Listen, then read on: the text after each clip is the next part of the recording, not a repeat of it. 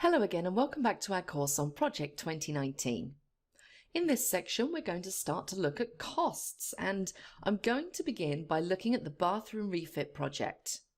We're going to look at some basic aspects of costs in this project, and then I'm going to set you exercise 5 to do to put in a little bit more detail about cost in relation to the bathroom refit. And then in the section after that, we're going to look at a couple of other more general aspects of costs, and we're also going to look at the cost for the wedding.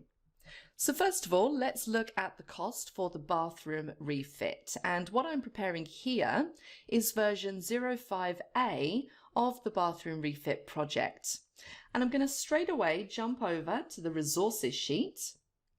And we're basically going to look at all of the costs related to the electrician, who's the first one in the list here. Now for work resources, generally, we would need at least a standard rate for a cost.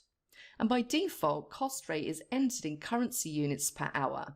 You can express it, for instance, in cost per day, but at the moment we'll stick with per hour. And I'm going to put a standard rate in here for the electrician as $25 an hour. And I'm going to put in for the overtime rate $40 an hour. Now there's not really any noticeable difference on that at all. But if I go to the project information option on the project tab and click on statistics, I'll now see that for the first time I have a cost for the bathroom refit, and currently it comes out at $800. Now the reason it's $800 is of course because the electrician is scheduled to do 32 hours of work on the project. So the first fix electrics is 2 days work. That's 16 hours at $25, which is $400. And then the second fix electric is the same amount, so that's another $400. So let's close that and let me return to the resource sheet. Now let's take a look at a couple of other aspects of the cost of a work resource. Now for our electrician, we also specified an overtime rate of $40 an hour. And for example, if I needed to get the electrician to work overtime, so to work outside of the electrician's normal hours of work, then it's this rate I would need to pay the electrician. The difference between standard rate and overtime rate can of course be very significant because it may increase the cost of, for example, keeping a project on time that is starting to slip. And sometimes you have to balance the cost of a delay against the additional cost of keeping it all on schedule. Now, cost per use relates to an additional cost for each time that you might need to use a resource. This may apply to a work resource. So you may, for instance, have an agency hiring fee to pay or something like that. But it could also relate to a piece of equipment, the delivery cost of a pump, or maybe a special piece of machinery. The next column is the accrue column, and this basically relates to how you accrue a particular cost. Now this will often relate to when you pay for it. Do you pay for it up front? Do you pay for it as the work is in progress? Or do you pay for it at the end? And if I click on accrual and click the drop down here, I've basically got those three options. Accrue at the start, accrue prorated throughout the duration of the task, or accrue at the end. Now when it comes to company finance, of course the accrual will be handled probably by an accountant or a team of accountants. But in a smaller project, it can be as simple as saying, when do I have to pay for this? Now very often on a small job like a bathroom refit, you may have already agreed with the contractor that you're going to pay at the start, or perhaps by installments as you go, or pay at the end. So on this occasion, I've agreed to pay the electrician at the end, so I'm going to put the accrue column and set it to end. The next column determines which calendar is in use by the particular resource, and we haven't looked at calendars at all yet.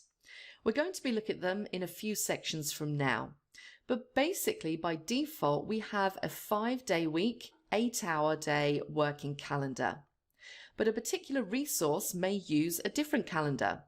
So for instance, this electrician may only be available Monday, Tuesdays and Wednesdays.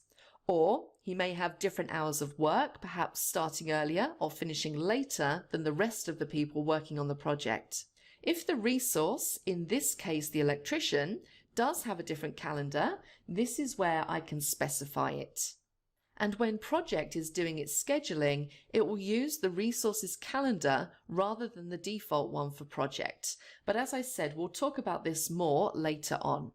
So having put in the cost of the electrician and bearing in mind that I'm going to get you to set up the costs for the plumber and the contractor as part of exercise 5, let's look now at some of the materials on the bathroom refit, and we're going to start with the flooring. Now I'm going to fit floor tiles, so let's add those in as a resource. The type of resource is material, and the material column specifies the unit that the material is measured in. Now it's going to be measured in square meters. We're going to add the initial of floor tiles, and the standard rate will be the cost of one of the material units. So this is the cost of 1 square meter of floor tiles, which we're going to set at $36. Now in the case of the floor tiles, we're going to have to pay for those up front. So we're going to put in here an accrual of start. Now it's worth noting that the cost per use in this case might, for example, be some kind of delivery cost. But we're going to leave that as it is for now and jump back to the Gantt chart view. So let's scroll down and find that task, select and order flooring, which is just there. And let's assign the floor tiles to that task. So let's right click and select Assign Resources. And I can see my floor tiles just here. And the number of units, well, we're going to order 12 square meters. And you can see there it's automatically brought up the cost of $432 based on the cost per square meter. And close. And now you can see on the Gantt chart we have floor tiles 12 square meters. And notice that we're going to have similar costs for the wall tiles here, the paint, and also the equipment.